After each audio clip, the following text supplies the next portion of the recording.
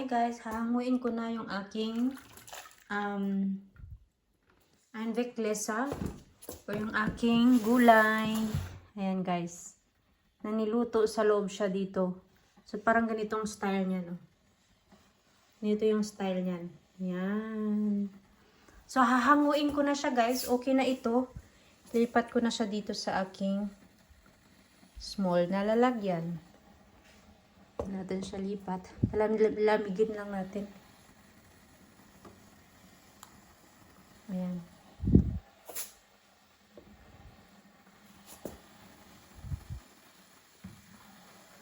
Ayan. Malaki. Ito yung malalaki guys.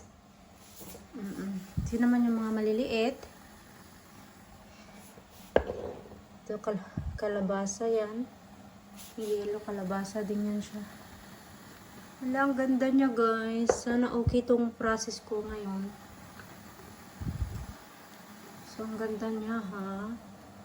Guys, ang ganda niya. Look at that guys.